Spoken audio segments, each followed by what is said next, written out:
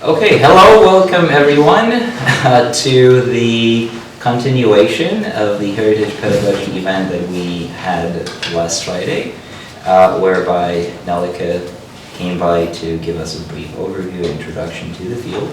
Today we will carry this conversation further with our panelists. I have here Illan Gonen, who teaches Hebrew, Francisca, and of course I'm blanking. We all know her as Keta, who teaches Spanish, and Yuan-Yuan, who is with the Chinese language program.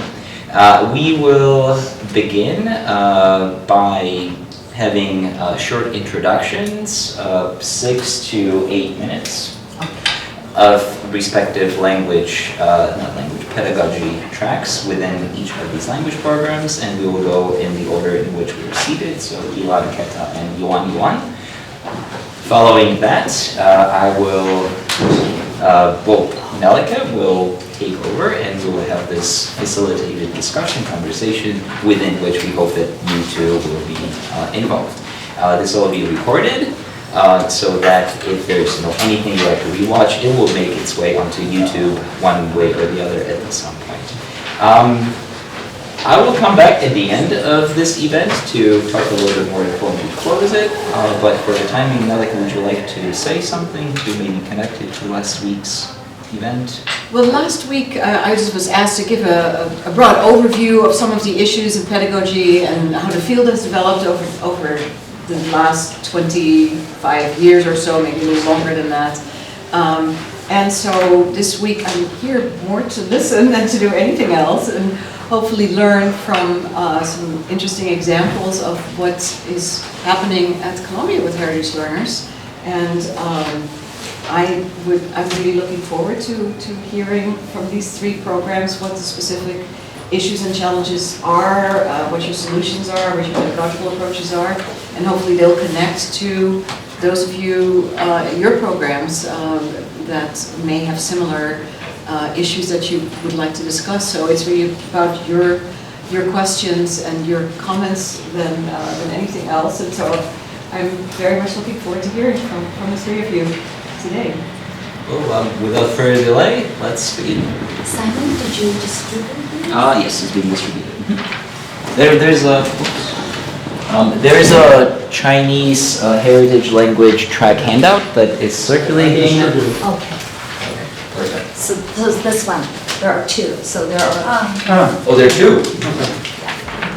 The color one you prepared for me, and I brought my own. Oh, okay. So one is presentation We'll outline, the other is some general graphic. Maybe? We'll take care of it. We'll edit it. We'll Photoshop it. We'll do everything.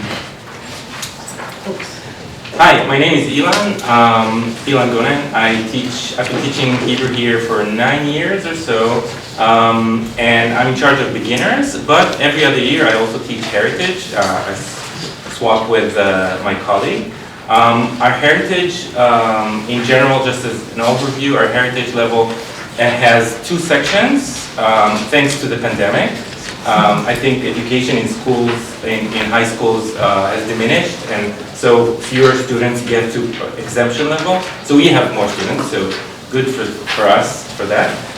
So we have 2 sections of Heritage 1 and 2 sections of Heritage 2. We offer 1 level in each semester, so all in all 4 heritage classes a year, and about 30 students a year. So 15 students in the 2 sections in the first semester, and then they continue to the second semester.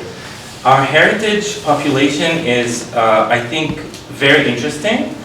We have the minority of our students are actual, what we like to call heritage students. So they speak Hebrew at home, usually by 1 parent, and so medium proficiency, mixed skills, usually just spoken, not written, or written only in one of the 2 writing forms of Hebrew, so just the reading form, not the writing form. There are 2 alphabets for Hebrew. And often day-to-day vocabulary and not so advanced syntax. But this is just the minority. Actually, the majority of our students are not traditional heritage students, but rather what Nelleke calls, or you promote this term of learners with a heritage motivation. So they do not speak it at home, they speak English or the native language at home, and they are sent by cultural push from their parents to study Hebrew in school. Either they just take the light approach and then they don't study in a Jewish school, but rather they get supplements afternoon from tutors, or in Sunday or Saturday schools, summer camps, and many of them have family in Israel or Hebrew-speaking family here, so they do get some exposure to native speakers, but not in their normal day-to-day life. So their skills are very, very different from actual heritage speakers. They usually have exactly the mirror image of their skills. They read and write, they do not speak fluently, or if they do speak fluently, they have so many grammatical mistakes, and that just makes our work even harder. We have to expunge their wrong grammar and start anew. But they cannot be obviously accepted into our gradual levels of beginners, intermediate, because they already have huge vocabulary, sometimes literary, biblical vocabulary, but not day-to-day language. So we deal with these two opposing populations, and until very recently, we could not separate them because of low numbers into two different classes. So we try different approaches of giving them different assignments in class and homework. One, each route, like the actual heritage and the heritage motivation. But starting from next year, we're lucky with good numbers of heritage students, and we are going to split them into actual heritage versus grammar review course, which will be intensive grammar and spoken language to split the population. Thank you. I'm here representing the Spanish Heritage Track at the Department of Latin American and Iberian Culture, but I'm just representing a group of people that have been working hard to create a new track on Spanish as a heritage language to help those students that are bilingual, bicultural, in different ways to expand their skills in Spanish and to build a better understanding of their heritage culture. So to give you some context, you would say a language as a Spanish would have had a heritage track for a long time ago, but it was not the case. For the last several years, Columbia Barnard had only offered one section of intermediate Spanish for heritage speakers per semester. So that was putting only a reduced part of the heritage speaker at Columbia Barnard in one class, regardless of their command of the Spanish language. So the step we have taken now responds to moving from two situations, from a one-class-fits-all instruction in Spanish as a second language classes that incorporated heritage speakers among a majority of second language learners, and from a one-class-fits-all instruction in the one and only section of intermediate Spanish for heritage speakers that we used to have. Given the common that here and firm belief that we all have that a differentiated instruction is needed for these students to cater their learning and pedagogical goals, motivations, and needs, the increasing student population that self-declare as Spanish heritage speakers here in New York at Columbia University and Barnard, it became, we thought, very necessary to offer this track, especially having a parallel track of the track we have for speakers as a second language, learners of Spanish as a second language. And also because most of the universities in the United States had already this track, and Columbia University and Barnard being in New York City, we thought that was something we needed. And responded also to a call for action by the commission established by the Academy of Arts and Sciences in 2017 for colleges and universities to design curricula specifically for heritage language speakers.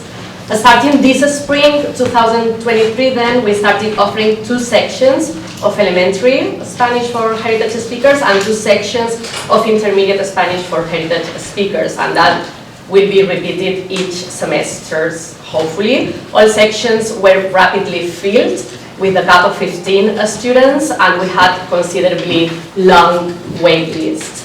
We have now partially extended the offering of these courses in the summer, starting by offering intermediate Spanish for heritage speaker this summer, which helped us meet the demands of upcoming graduating students, gradually implementing the possibility of an organic continuation of the heritage track in the summer, better meet the students' registration demands, since these students we had in the spring, there's a lot of the students that were wanted to take the intermediate and they were left out.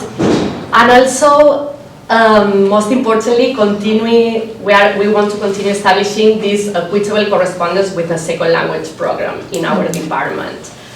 The profile of our students is mostly second generation and third generation students of diverse regional origins, Caribbean, Mexican, Colombian, Salvadorian, etc., that seek to expand their linguistic repertoire for a career job. I think I agree with one of the articles you shared that for Spanish there's this professional motivation, but also to connect with cultural linguistic roots, communicate with family and friends, and to, of course, fulfill the language requirement.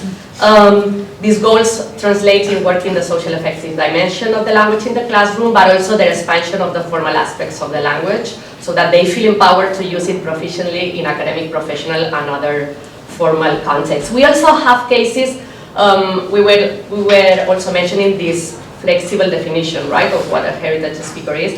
And we also have cases of profiles that are very multilingual with other languages that do not entirely fit the second language classrooms. For example, I'm thinking of a case of a student that is French and has been living in China and is very proficient in Spanish. And she's doing very well in the heritage class. Or for example, we have students which are heritage speakers of other Romance languages, such as Portuguese. As we know, these are learners that face the task of reconciling everyday practices of a spoken language with more formal academic registers in written and oral modes, and they grapple more with issues of ethno-linguistic identity than do traditional second language learners. And because they bring their naturalistic oral and pragmatic proficiencies to the classroom, they benefit from a more contextualized presentation of grammar, as well as particular attention to academic styles of writing and speaking, including orthographic conventions. So the track is complete and equitable. Again, I think that's very important that they have their space, and equitable with the second language track that we have from beginning to end. Our heritage students now have their own placement process. And I think that's very important because before they were placed through the second language test. The decision of choosing this placement came after plenty of research, conversations, test piloting, trial and error, and now we took a placement test that was created at CUNY, and we've modified according to our needs. And the placement, now we are, of course, still in the process of piloting and seems to work. We continue piloting and doing placement also on the first day of classes. So the placement for heritage speakers is not only based on sequential grammar, but it covers demographic information, vocabulary, bilingual discourse, reading and writing. It's especially useful, the qualitative part of the placement, in which the students write some paragraphs. It's very useful because there we can assess many other things, right? On the first day of classes, we collect other data by means of written and oral open questions and a dictation. And these first semesters in which we are starting to piloting this new track and placement, we make sure that both instructors that are teaching the elementary level and the intermediate level are teaching those courses at the same time, the same day, so that it's easier for us to move students, to move them up or down if the first days we see that they are not well placed. So there's all this work we've been doing with placement. Some of the challenges faced by the program, I think strong efforts continue to be done as regards recruitment. Well, now that the students have their place, right, what we try to do in collaboration with our amazing colleagues is avoid that they are in the second language classrooms. I know that in some other languages this is not possible, but for us now they have a space for them. So sometimes it's just a matter that they think it's easier for them if they're in a second language classroom, although it's not true. Sometimes it's just because they don't know what a heritage classroom is. So our work now is to keep recruiting them, informing them, mentoring them, and work collaboratively with our other colleagues so that they push them out of their classrooms in a nice way. Sometimes it's a matter of self also perception, right? I don't want to consider myself a heritage speaker, etc. So that's a challenge that so far it seems that they are happy to join the track, but you never know how this will evolve. I want to voice out the challenge you were talking the other day, Diana, about what happens with those students that are very, very beginner, but so almost like a second language student, but they have this effective connection with the language. What do we do with them? Because our elementary is not so beginner, right? So that's another challenge we could talk more about. And just to finish, the last question was, how do we imagine, right, the course offerings in the future? We imagine them as a space in which we help the students to build a continuum of what they do inside and outside the classroom by teaching them strategies, right? What they need is more visual contact with the language and more contact with not other registers of the language. So what can we do in class is not enough. So helping them to acquire those strategies, right? To what to do when they are in contact with other registers of the languages. We teach from a literacy-based approach, from a differentiated instruction that allows them to make profit of the text in different ways, because some of them need to reinforce grammar, some others spelling, some others registers, vocabulary, content. We teach social linguistics in a sense, in a metalinguistic way, so that they embrace the language uses they bring and they understand the patterns that occur in their multilingual discourses, so that they learn to think of appropriateness or non-appropriateness more than correct or incorrect. Ideally, we would like to also bring the indigenous languages in their places of origin into the classroom, because Spanish is a colonial language, but there are other languages there. And a balance between the exceptionalism and the power to being able to participate in global mainstream discourses in the target language. And this is what I have so far. Hi, my name is Yuan-Yuan. I'm from the Chinese language program. In my program, I'm mostly in charge of the non-heritage classes. But this year, I happen to be teaching a second-year heritage class. So I'm glad to be here to share some information about the heritage language teaching in my program and to learn from everyone, importantly, to learn from everyone today. And I hope in your hands you have two handouts. One is my presentation outline, the other is some demographic data. So in my program, we offer 5 levels of classes, as you can see from that demographic handout. And we implement a 2-track system for the first 3 levels, meaning in level 1, 2, and 3, we place the students into 2 separate tracks.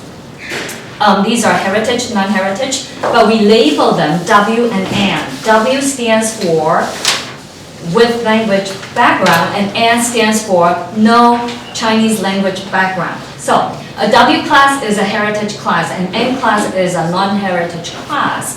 Beyond level 3, classes at level 4 and level 5 are basically mixed, with all kinds of students put into one class, because we don't offer them any sections at the upper levels. I think that's the main reason.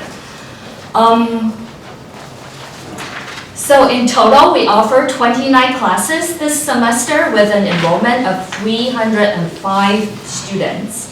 At level 1, we have 2 heritage classes with 27 students. At level 2 and level 3, each only has 1 class, 1 heritage class, with an enrollment of 10 and 6 respectively.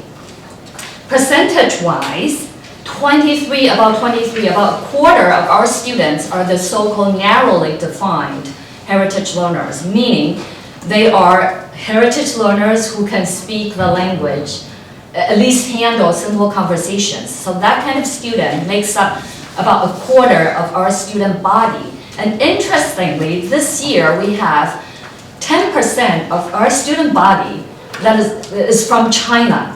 They're not really heritage learners, they're native speakers of Chinese coming from China as international students, undergraduate students.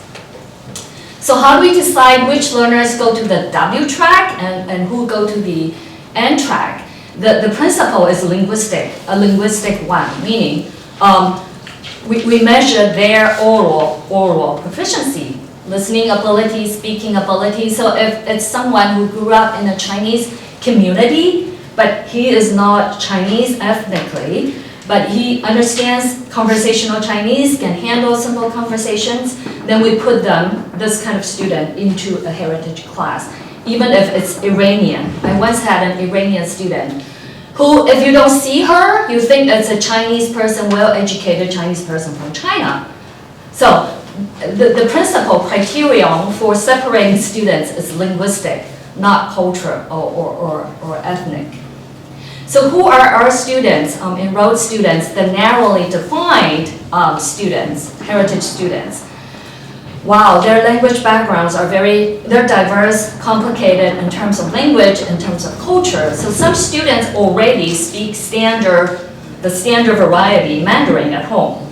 Others speak Cantonese, some others speak Taiwanese, still others like Shanghainese, Fuzhounese, and a number of other dialects at home. However, they do understand the standard variety, and some of them have attended, like Sunday community schools from age 5, and others never, but their parents give them literacy education. And we also have, interestingly, students from Southeast Asia who are Chinese Singaporeans, Chinese Malaysians. They speak some form of Chinese dialect, let's say Cantonese at home. And then they went to Chinese schools for like 7-8 years. They're just like our American-born learners who speak Mandarin at home. So our students are really, really complicated. And yet another type is kids who have parents who come from different ethnic groups, one Korean father and Chinese mother, and they still speak very fluent Chinese. So a student like that would go to heritage class as well. Next, challenges that faced by the program. I would say, obviously there are multiple challenges, but I'll just name 2. Number 1 is retention, like how to keep our students in the program through the upper levels. If you look at the table, you can see that at level 2, we have 2 W classes, and the enrollment there is usually like somewhere between 25 and 35, hovering like in that area. But when the students graduate first year W, move on to second W, we only have 1 class there. And for the past 5-6 years, the second year W class always just have around 10 students. So dropping from 30 to 10, what's the reason? We need to look into this. Maybe we're not offering enough classes, maybe our second year class is not as interesting, or what? So how to keep our enrollment at the second level and beyond is an issue that the program really need to look into. And the second challenge is what I just mentioned. Increasingly, we're getting international students, native-speaking Chinese kids, enrolling in our regular upper classes, and that's really not fair. That poses a lot of problems. For one, their presence actually discourages some regular L2 learners and some ordinary, normal heritage learners just discouraged. They stop taking classes because of these Chinese native speakers. For 2, even if those L2 learners or heritage learners are brave enough to stay in the same class with the native speakers, they just don't get the kind of opportunities that they would normally get to practice speaking. They would just yield to that native speakers. So that's problem number 2. Number 3 is, are these kids, Chinese kids, coming into us to get an easy A? Are they sufficiently challenged? Are they benefiting, from this class? It's also an important issue to contend with.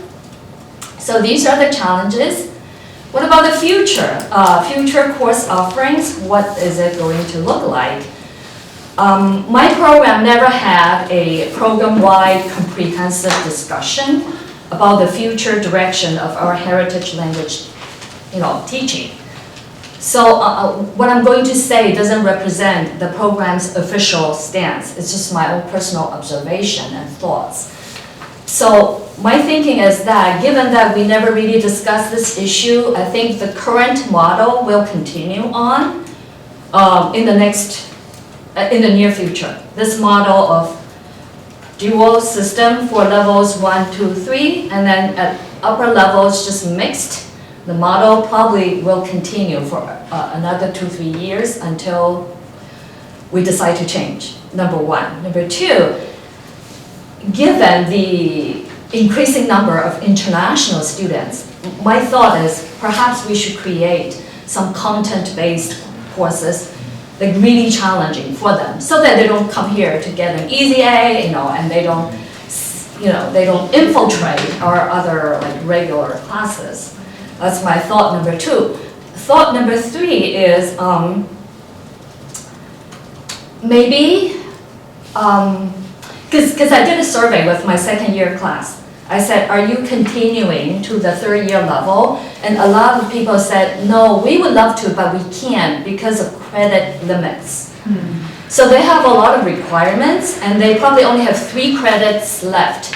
But Chinese classes usually have 4 or 5 credits per semester. So credit limit is one obstacle. And the other is, of course, at level 3, we only have 1 class meeting at a specific time, and a lot of students cannot fit that in their schedule. So my thinking is perhaps if we have enough funding, we can create more courses with fewer credits, demanding less time commitment. So maybe we can attract more students to the level 3 classes. And so my final comment is, I teach a level 4 class called Media Chinese, and every semester I would have international students come in during the first week asking to stay, and I always say no. I said, you should go take classical Chinese or Chinese literature classes. This class is too easy for you. So my concern is, if we don't find a space for these students, eventually they're going to crowd out our ordinary L2 learners and ordinary regular heritage learners at the upper level. If we don't try to find a way to meet their needs, then we lose these traditional students. Thank you.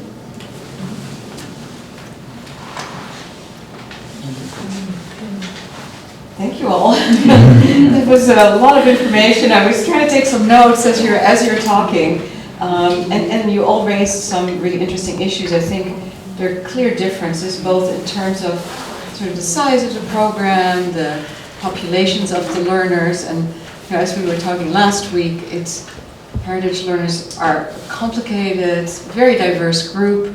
There are lots of changes going on. And you all pointed to some of these issues. I think all of you pointed to the issues of we're getting a much more multilingual group of learners in general. We see this in our classrooms, and they're exciting to have, but they also are complicated to have. So what do we do with them? It requires new ways of thinking about pedagogy, whether it is in a regular L2 class, or what role, if any, do they play, as you just pointed out, for Chinese, in an environment that has a lot of heritage learners, because they're yet another kind of configuration. We deal with some of that as well, and I think the idea of really advanced content classes that challenges them is a really excellent idea. So the issues that, other than obviously a lot of very different contexts, some of the issues that I saw you share was also how do you place these students? That they require your regular placement test is not going to be the right model. Their needs are different. The pedagogical issues are different. Again, there's lots of diversity among heritage learners, where some are more fluent than others. There are grammatical issues. You spoke to the issues of differences in types of literacies between sort of 2 different populations within your heritage population. And so how do you address that? And again, if you have sufficient numbers, different tracks are always an option, but for some of you, In smaller programs in particular, that might not be an option, and then you'd have to think about, some of the stuff that I talked about last week was differentiated instruction, which is a complicated way of doing it, but it is one way to sort of say, like in your case, fortunately you're now able to put these different tracks together, but how do you manage these? Nevertheless, you still will have diversity, I would imagine. So I think that's an issue for everyone to think about as you're addressing the needs of these learners. One thing that struck me also that you all talked about was, what do you do with what they come in with? And I liked your comments about, they come in with what we kind of perceive maybe as, deficits or maybe not the right kind of language, but in effect, I think we need to think about it as what they come in with is the languages that they have used in their communities, with their families, and we need to validate those while at the same time thinking about the different uses, expanding registers. So I think that's also a big question. So on the one hand, yes, from a standardized perspective, there definitely is a need for additional grammar, but at the same time, the message will also need to be, we value the varieties that you bring, and we need to think about ways in which we can, also not just saying they don't belong in the classroom. I think we need to be really careful about it. Baudry has written about that. We should say in the classroom those varieties are fine as well. We just need to make them understand, sort of through a critical language awareness approach, what that means, when you say this versus that, and where and when all these different types of varieties might be used, and so that's very different from, I think, the way heritage pedagogy was maybe 10, 15 years ago, and so it's interesting to hear you say that with the tracks that you're now implementing, that's something that you're thinking about. I think those are some of the main kind of points of sharing, but I think I really should ask our audience just to comment to our speakers and ask questions, because they have a lot of interesting things to say. Oh. Yes. I'm Rakesh and I teach Hindi. Hindi has a very complicated heritage learner strike. As you know, Vijay Gambhir, she wrote a paper back in 2008 where she described ancestral heritage learner, then cognate heritage learners, and then non-cognate heritage learners, because we have many languages and they are cognate, non-cognates.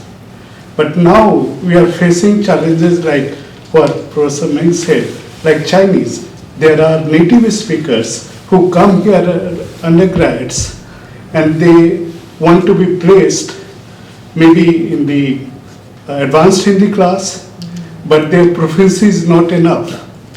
So in India, I will blame India also for this, because when you take a language, you just qualify. The marks in the language course is not not good for your admission in colleges. So they just pass 40% marks and that's enough. So you can apply in the college. So they don't pay attention. But when they come here, they are better, they have better speaking skills. But in terms of accuracy, in terms of grammar, they are as good as heritage learners who are born here. But again, it's a challenge if you put them in the heritage class, because they have better proficiency in speaking. So the dynamics is not what we want for that level. And Professor Aftab Ahmed can tell his experience in the Urdu class. Yeah, I have like the background of like the kind of composition of students are just like Hebrew.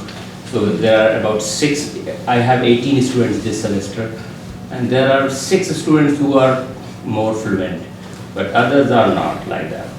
Like they are very beginner and they have a lot of grammatical mistakes, means it is very not easy to get what they are saying, even after the second semester. So, but I have a different question. I want to ask your opinion about that.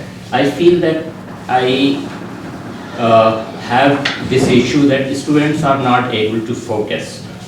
Focus is issue, right? Even if I have this interesting story and they don't remember even the title of the story after a few days.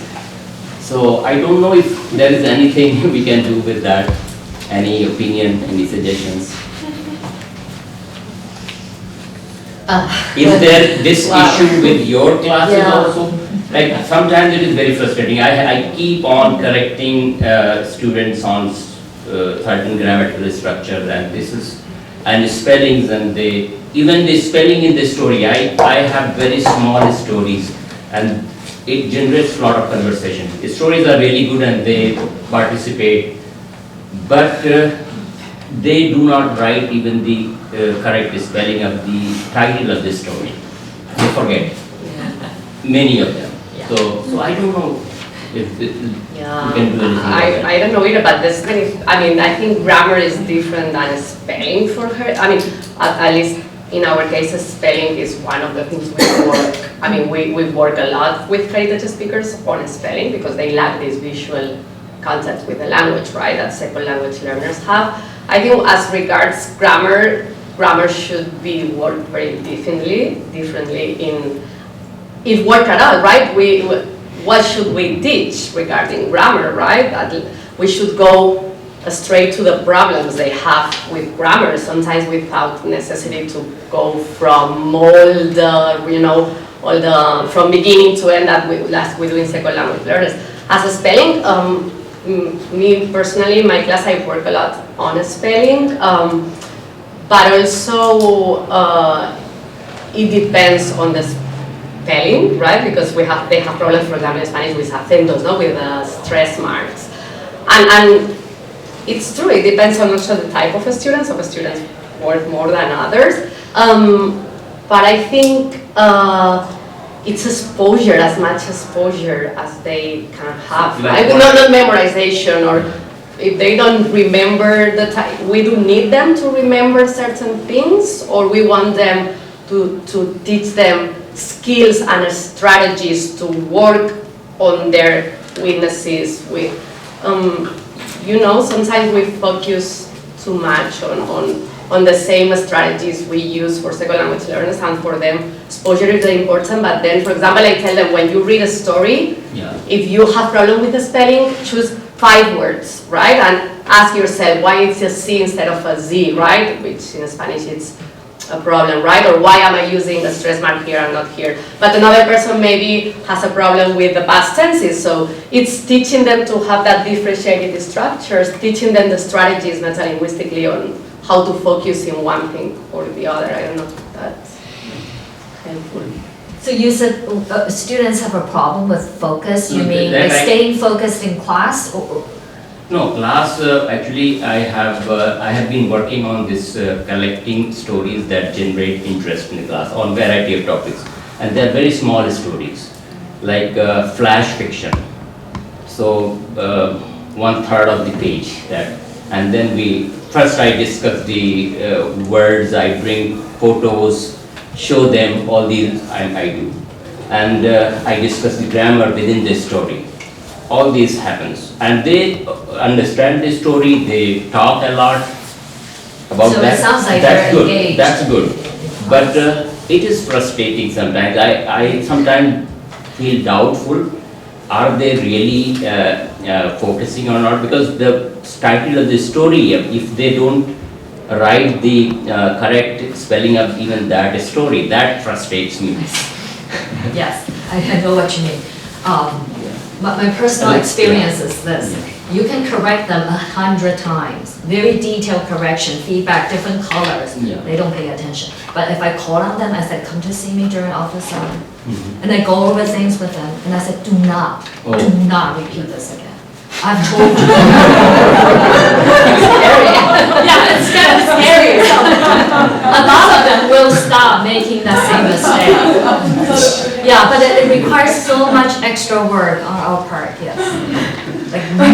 de-individualize.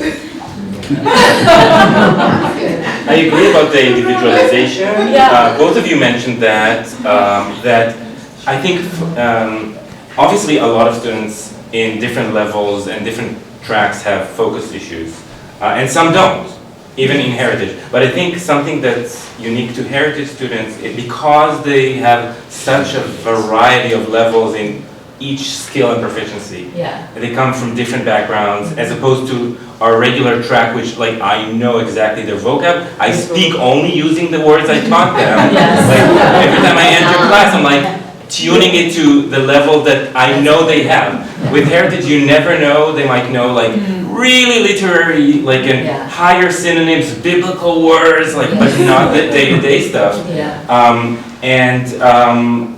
So I agree with both of you. Both of you mentioned the individualization of teaching. You mentioned how, like, while reading, even a common task, each of them has the responsibility to come up with the problems they encountered specifically. And you mentioned sitting with them. So I agree that individualization in heritage classes is very important. Very tiresome, in my opinion. But that's why we do it every other year, honestly. We swap. Is this going on YouTube? I have an evaluation next year.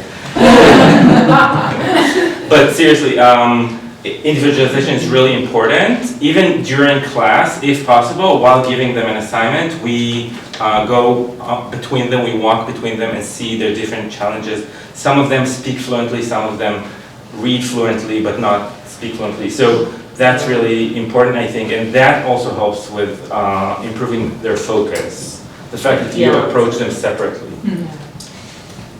Thank you. A couple more. Well, go ahead. Joe, okay, it's a complicated question, I'm sorry. I've been thinking recently a lot about the concept of translanguaging. And I was wondering, how do you somehow profit from the idea in your classes? Because it's something I think is good for us too, for people who is not in heritage, in the heritage track. It's really I think a lot of the conceptual thinking that we have in heritage classrooms is totally, should be totally applied to second language classroom, where it's not the other way necessarily. And I think, and I was talking to you before class, right? I think we need to change the way we conceptualize, not in all cases, but generally the notion of bilingualism, multilingualism, and how we conceptualize it, and start thinking of communities of practice instead of thinking of languages as bounded units and as related to nations, national imaginaries, and territories. So we start thinking of multilingualism as resources we have in a community of practice, and we start thinking of our classroom as a community of practice, and we have different language resources in which code switching is not only between an imagined Spanish as a standard Spanish and an imagined English, whatever that is, but between the different Spanishes we have in the class, the different registers, even code switching between registers, right? So I think it's a conceptual move and a change of paradigm that needs to be present in the classroom. That's why I was saying I teach them social linguistics, but in the sense that I teach them to recognize what's going on, to deconstruct a lot of ideas in a way that they can grapple with it, right? But I think, yeah, that's exactly right. Our own conceptions of what we have of languages and thinking of languages as resources that they can bring into the classroom that we can share, and thinking of communities of language practice, because right? I was thinking that it could be, you're talking about different levels and the difficulties that provokes somehow, that when giving everybody space with different levels of knowledge of a certain language to participate in the common knowledge of the classroom. And I think that the very idea of translanguaging is a way to help, to give space, because if you don't try to cut this, to correct every time that the people use English words, for instance, and things like that. It's easier, isn't it? I mean, I don't know. And the frustration comes when Yes, we have those that's rigid ideas of what language is, right? And I think it's very difficult because that's how we've been educated and they have been educated, right? So I think there's a lot of previous work to do on talking about those matters, right? On talking about language practices, language resources, what they bring. I think that's And also important. it's more natural, it's closer to what happened in the street. Yeah. So just to start with, I know that for academic purposes, you need to do something else, but. Yeah, you can do something else, but from that perspective, Yeah. right? Yeah, thanks. Thank you very much for your talk. I come from the Vietnamese language program, and we are a very small program, but I have heritage students mostly. I have 14 students, but I think 12 are the heritage students.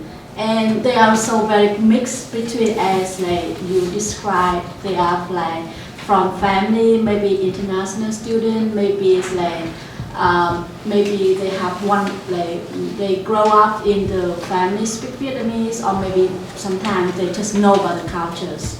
So I have one question for both of you, because like I think for the small program we cannot have to have the track for heritage and non-heritage.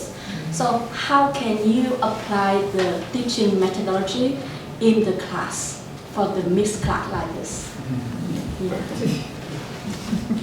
I think you answered that question the other day, right? I mentioned it a little bit the other day because it is a problem for smaller programs that cannot separate out tracks.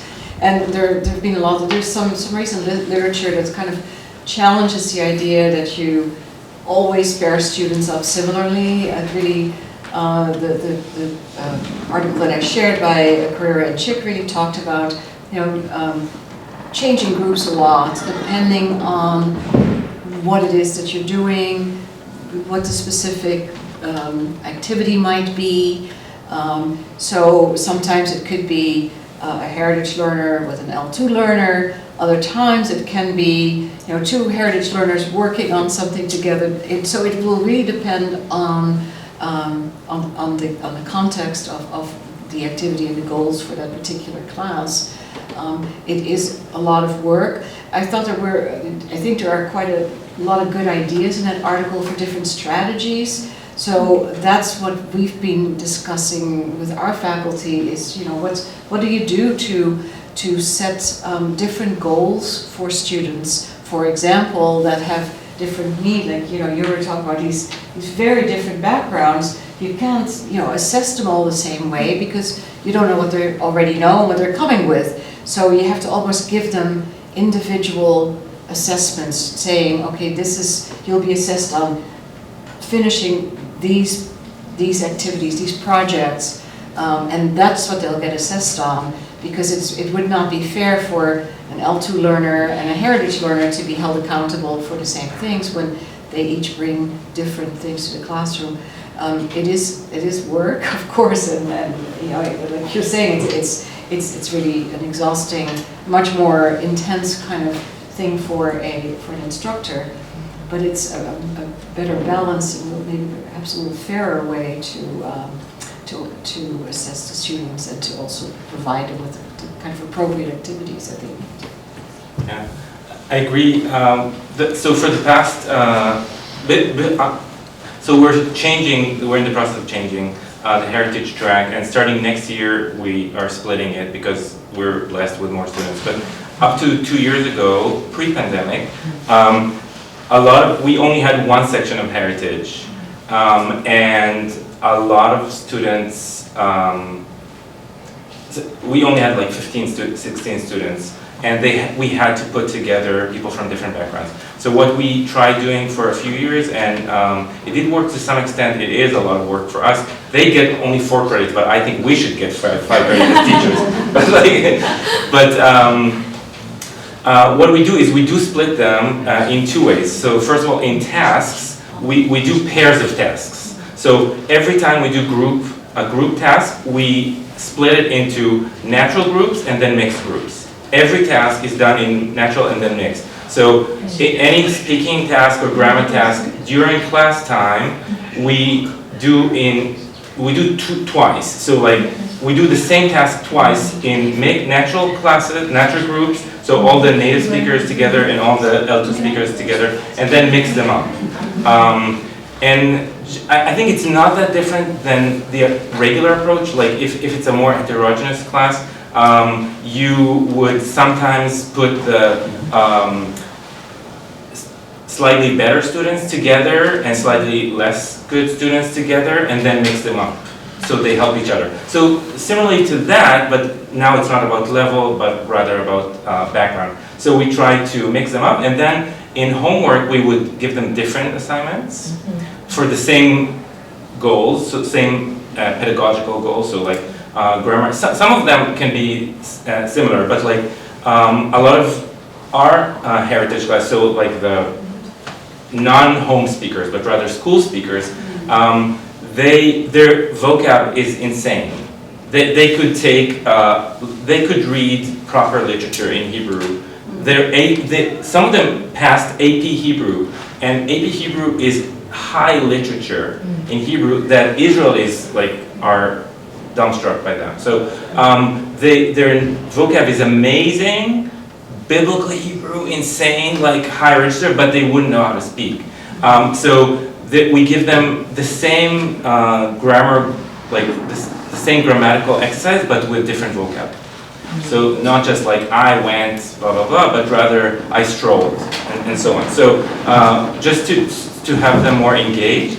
And then the problem that we still had is assessment, because we felt it's like assessing them separately is not fair, and also assessing them similarly is not fair. So what we did is we felt like that giving them more essays and less grammar exercises or such sort of thing would be unfair. So we did assess them identically, but what we did is that during tests we allowed them to be assisted by us. So if they didn't know certain vocab that we didn't learn in class, we did tell them during the test. So because they come from different vocab, so we do start every course with leveling up, or like 2-3 week leveling up stage, but eventually we do help them with vocab because they come from different vocab backgrounds. So that's something that we help them, but not with grammar. Grammar is unified, but vocab is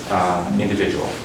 I think a literacy-based approach could help also, right? More than a more grammatical approach, because there, if you work with texts, right, every student can get different aspects of the language through text. So I think literacy-based approach would help with mixed classes, and it resembles to what they will be doing in mixed classes in advanced courses, right?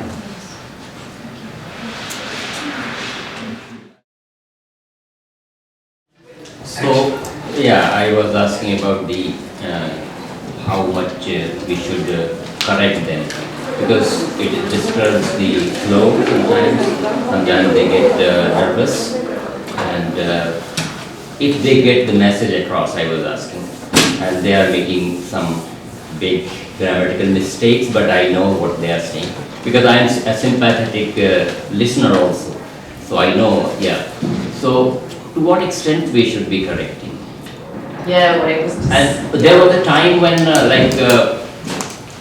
this social media and internet and all those YouTube, so in Hindi and Urdu, people were very much offended if you made gender mistakes, all these things. But nowadays, people from all over India, they speak and they don't care about gender always, and they get their message across. So, I think you need to choose your battles, one thing, right? Yeah. And then it depends, right? Which are the pedagogical goals for each task? And I think that needs to be clear, right? I don't know, for a task you are focusing on interaction, right? In another task we are focusing on a grammatical aspect, so you are going to be more lenient with other types of mistakes, right? So I think it's very important that students know what is the pedagogical goal and that you assess them accordingly, right? And then, I mean, with some other things, maybe you can correct later, but it's not so important, right? So I have this in mind.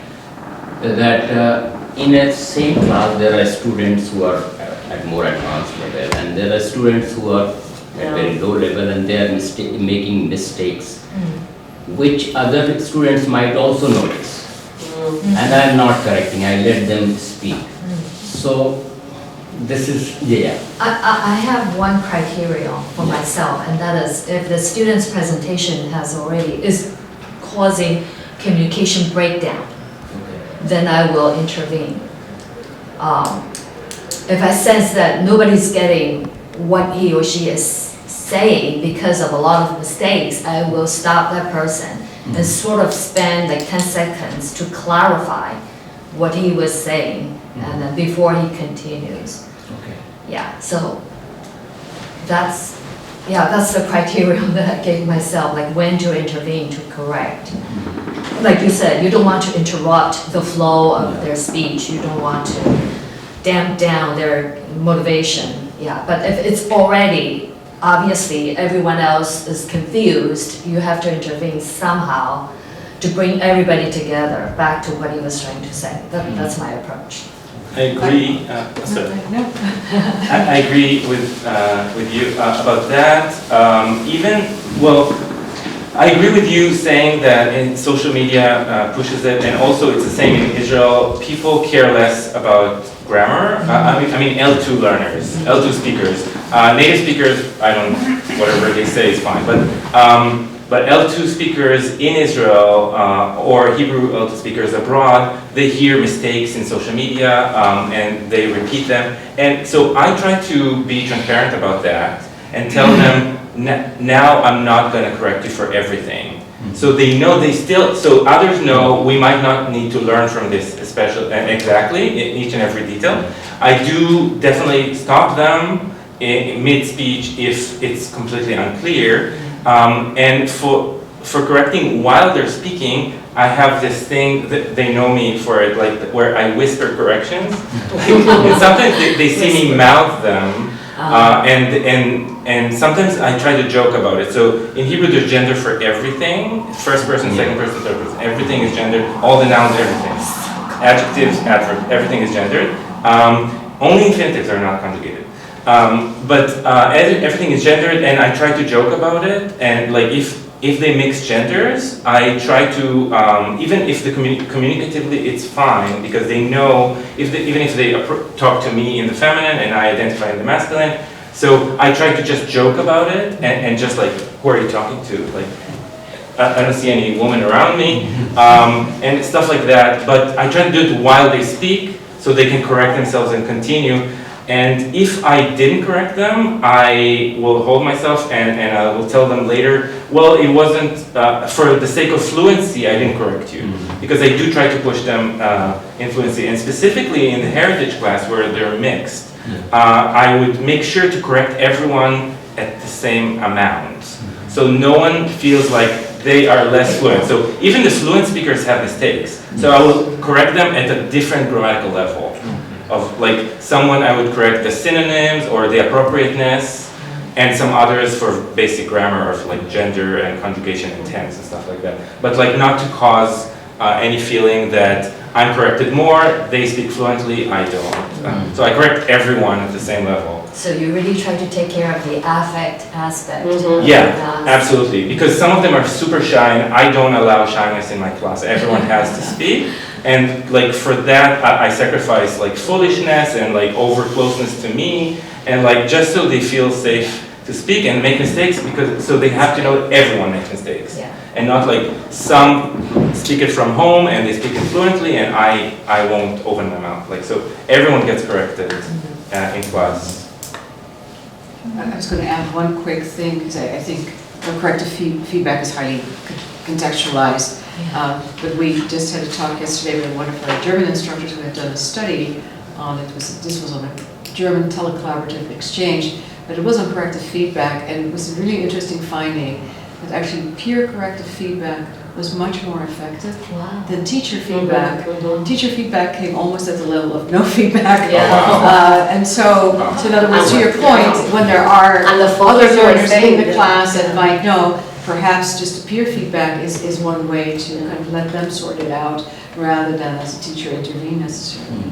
Yeah, and if we are talking about differentiated instruction, what you said, right, differentiated assessment, right? That all of them feel that they are being assessed, right, at the same level, but differentially because they have different needs, different levels. And this is also like how I have changed over years, like when there was no YouTube and all these things. So even gender mistakes like felt offensive to me. Yeah. Now I have been listening to all people from not standard Hindi speaking areas, and they are speaking Hindi, and gender is not important anymore. So I don't know even if I should take that error as a mistake or what. But or should I follow the standard? What is considered a standard? That is. Or just letting them know that in a standard varieties, this is how it's said, and in informal varieties, and then you have your own decisions as a speaker to use, let's say, inclusive language or not, but let me tell you, these are what we have, right?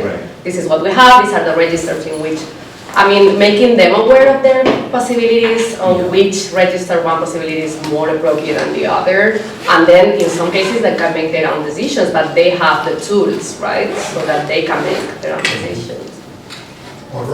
Yeah, I was wondering because I think about a more general multilingual class, not so specific for heritage language speakers, because as you anticipated, say, and the article that I read, this categorization may be not so motivating, and you cannot want to be defined as an heritage language speakers. Because you find a kind of deficiency there, as I think the language speakers have multilingual speakers. It depends on the categories that you are using. So I totally understand, the fact that you are trying to create these levels according to the linguistic competence, But this is more the instrumental aspect dimension. What about the connection with the language and the identity, because that can be a really motivating aspect or demotivating aspect. So I was wondering if it's possible to think about a more inclusive model.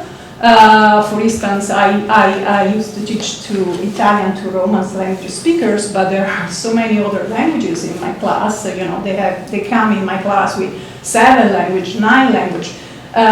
So I try to involve as much as possible all of them, and I try to know their history as much as possible, because the more you know their histories, the more you can find a more flexible model.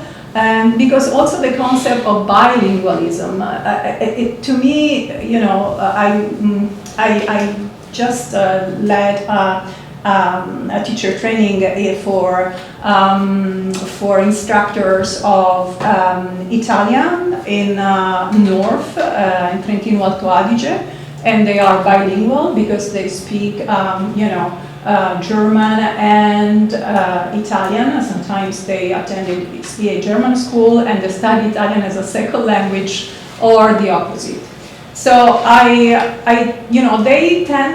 the instructors tending to define them bilingual. So I say, okay, but they are studying something else? Yes, they are studying English as well. So this categorization sometimes may affect really also the results, I think. And I was wondering if you have an idea, maybe collaborating together to find also strategies, common strategies that can be adapted in different contexts, because Guada mentioned the translanguaging, but there are so many different multilingual approaches. So there are so many different strategies, pedagogical strategies or activity that you can also do to involve the human aspect of, not just the language learner as a language learner, as a user, but as a persona. And I think that is very important. This is the key. I think because in our program is what we do all the time.